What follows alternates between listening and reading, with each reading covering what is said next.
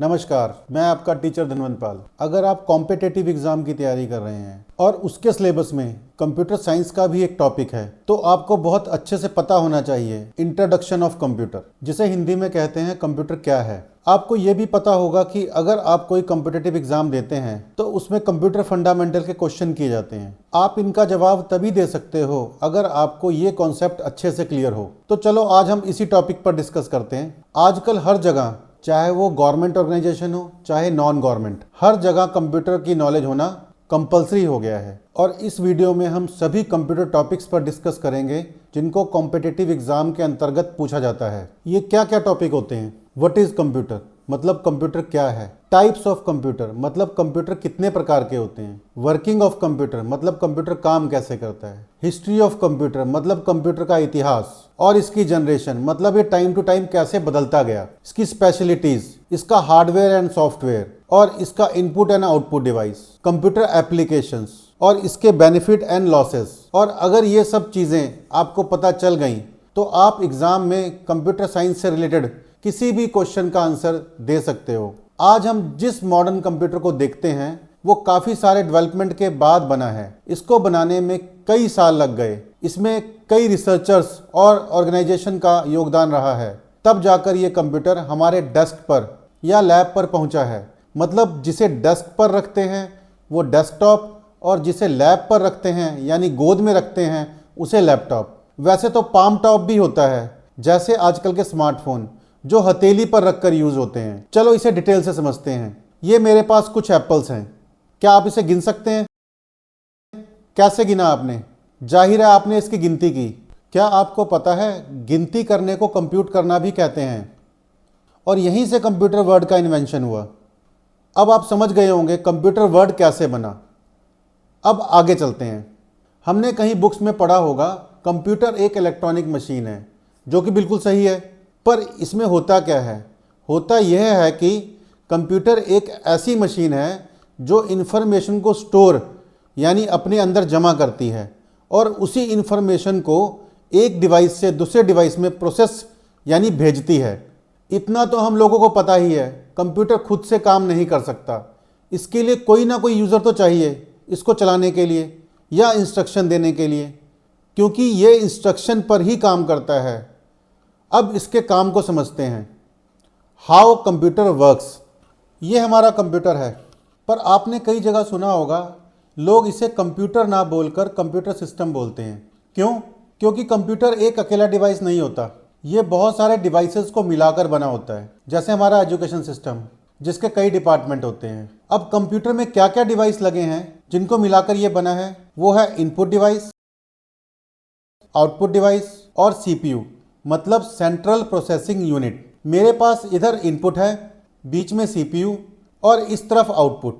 यहाँ input device में keyboard है, माउस है, और आउटपुट डिवाइस में प्रिंटर, मतलब जिससे हम पेज पर प्रिंट करते हैं, और मॉनिटर, जिससे हमें डिस्प्ले मिलता है।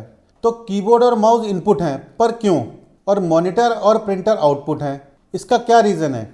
चलो मैं इसको समझाता हूँ। होता क्या है, हमारा कंप्यूटर सिस्टम इन्फॉर्मेशन पर काम करता है। इन्फॉर्मेशन को कंप्यूटर की भाषा में डाटा कहा जाता है। डाटा कुछ भी हो सकता है, ये कोई वीडियो हो सकती है, पिक्चर हो सकती है, या कोई ऑडियो या कोई टेक्स्ट। और कंप्यूटर में जिस भी डिवाइस की मदद से इन्फॉर्मेशन या डाटा को कंप्यूटर के अंदर भेजा जाता है उस डिवाइस को इनपुट डिवाइस कहते हैं। जैसे कीबोर्ड, हम इसके द्वारा टाइपिंग करते हैं और इन्फॉर्मेशन कंप्यूटर के अंदर जाती है। सेम ऐसे ही माउस, और इसके द्वारा हम कंप्यूटर में डाटा के रूप में इंस्ट्रक्शन भेजते हैं। तो यही कारण है ये डिवाइस इनपुट डिवाइस है। अब देखते हैं आउटपुट डिवाइस। ये वो डिवाइस है जिसकी मदद से हमें इंफॉर्मेशन मिलती है या प्राप्त होती है, जैसे मॉनिटर में डिस्प्ले और प्रिंटर में प्रिंटआउट्स। तो ये अब आपको समझ आ गया होगा इनपुट डिवाइस क्या होता है और आउटपुट डिवाइस क्या होता है। अब इन दोनों के बीच में जो लगा होता है उसे बोलते हैं CPU, central processing unit. Actual में इसके अंदर भी 3 तरह के यूनिट लगे होते हैं। नंबर 1 एमयू यानी मेमोरी यूनिट, नंबर 2 एएलयू यानी arithmetical logical unit, number 3 CU यानी कंट्रोल यूनिट। अब सबसे पहला टॉपिक देखते हैं एमयू यानी मेमोरी यूनिट। अगर मैं आपसे पूछता हूँ क्या होती है मेमोरी, मैं कंप्यूटर में नहीं इंसानों में पूछ रहा हूँ, आप शायद कहेंगे याददाश्त। सही है, पर इसे संक्षेप में अगर बोला जाए तो एक ऐसी जगह जहां इंफॉर्मेशन को स्टोर करके रखा जाता है उसे मेमोरी कहते हैं। अच्छा, क्या आप सभी चीज़ों को मेमोरी में स्टोर करके रख सकते हो? हर वो चीज़ जो आप दिन भर देखते या सुनते हो? ये इम्पॉसिबल है। पर अगर आपकी दिनचर्या में कोई भी अलग से घटना या दुर्घटना हो जाती है, वो आप याद रखते हैं सालों के लिए भी या फिर हमेशा के लिए भी। ऐसा क्या है? मेमोरी तो वही है, पर हम हर चीज़ को स्टोर क्यों नहीं कर पाते? एक्चुअल में हमारे पास दो तरह की मेमोरी है, एक कॉन्शियस, दूसरा अनकॉन्शियस। अब कॉन्शियस मेमोरी वो मेमोरी है जो डेली रूटीन में होता है, उसे देखते हैं और भूल जाते हैं। और अनकॉन्शियस वो होता है अचानक में हुई बड़ी घटनाएं जो हमें परमानेंट याद हो जाती हैं।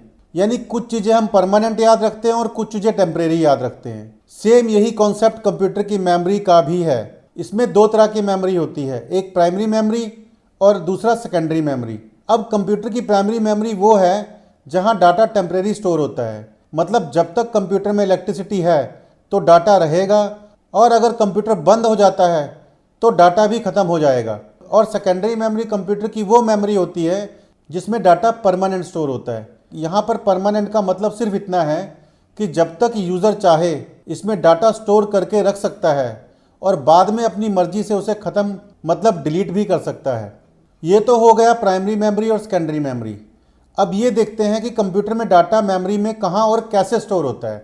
इससे पहले मैं आपसे एक सवाल पूछता हूँ, क्या कंप्यूटर की मेमोरी को हम लोग गिन सकते हैं? कितनी है और कैसी है? अगर आपका जवाब हाँ है तो इसे कैसे गिना जा सकता है? आप लोग बचपन से पढ़ते और देखते आ रहे हैं कि किसी भी चीज़ को मापना या तोलना है तो कुछ ना कुछ मापक तो ज़रूर होता है। जैसे भार को मापने के लिए ग्राम, किलोग्राम, और लिक्विड को लीटर, मिलीलीटर, और अगर कोई लेंथ वाली चीज़ है तो मीटर, सेंटीमीटर। और इन सभी में सबसे छोटा यूनिट जिसे हम ज़्यादातर मिलीलीटर से शुरू करते हैं, जैसे मिलीग्राम, और फिर इससे बड़ा होता है जैसे ग्राम, किलोग्राम, क्विंटल और टन। सेम ऐसे ही हम कंप्यूटर की मेमोरी को भी मापते हैं। इसमें सबसे स्मॉलेस्ट जो होता है वो होता है बिट, मतलब बाइनरी डिजिट। इसमें दो नंबर होते हैं, 0 और 1। इसके बारे में हम बाद में डिस्कस करेंगे। अभी हम मेमोरी मेजरमेंट के ऊपर डिस्कस करते हैं। 8 बिट को अगर जोड़ा जाए तो 1 बाइट बनता है, और 1024 यानी 2 की पावर 10 बाइट जोड़ने से 1 किलोबाइट या 1 केबी बनता है। ऐसे ही 1024 केबी को जोड़ने से 1 MB मतलब मेगाबाइट बनता है, और 1024 MB को जोड़ने से 1 GB मतलब गीगाबाइट बनता है, और 1024 GB को जोड़ने से 1 TB यानी टेराबाइट बनता है। ऐसे ही ये वैल्यू बनती ही चली जाती है, पेटाबाइट, एक्साबाइट या योटाबाइट। क्योंकि आजकल हम जिस जनरेशन में जी रहे हैं, यहाँ डेली टेक्नोलॉजी एडवांस होती चली जा रही है। तो समझ आ गया होगा कि कंप्यूटर की मेमोरी को हम लोग कैसे मापते हैं। अब देखते हैं कंप्यूटर में प्राइमरी मेमोरी और सेकेंडरी मेमोरी में कौन कौन से कंपोनेंट होते हैं। देखो, प्राइमरी मेमोरी में दो कंपोनेंट होते हैं, एक रैम जिसे रैंडम एक्सेस मेमोरी कहते हैं, और एक रोम जिसे रीड ओनली मेमोरी कहते हैं। रैम की जो स्टोरेज कैपेसिटी है वो आजकल के कंप्यूटर के हिसाब से 4 GB होनी ही चाहिए। लेकिन अगर आपके पास कंप्यूटर में कुछ ज़्यादा हैवी काम होता है, जैसे ग्राफिक डिज़ाइनिंग, वीडियो एडिटिंग या वीडियो गेमिंग, तो आपके कंप्यूटर की रैम ज़्यादा होनी चाहिए, जैसे 16 GB, 32 GB या 64 GB। और सेकेंडरी मेमोरी में हमारे पास जो कंपोनेंट लगे होते हैं वो हैं डिस्क ड्राइव्स, जैसे HDD hard disk drive, SSD solid state disk drive, pen drive, CD जिसे हम कॉम्पैक्ट डिस्क कहते हैं, DVD जिसे हम डिजिटली वर्सेटाइल डिस्क कहते हैं। तो ये सारी चीज़ें हमारे पास सेकेंडरी मेमोरी में आती हैं, और इसके आगे के यूनिट ALU, CU के ऊपर हम नेक्स्ट वीडियो में डिस्कस करेंगे। तो ये वीडियो कैसा लगा कमेंट करके बताइए। चैनल को लाइक कीजिए, सब्सक्राइब कीजिए और बेल आइकन को प्रेस कीजिए ताकि नेक्स्ट वीडियो का नोटिफिकेशन आप लोगों को मिलता रहे। धन्यवाद।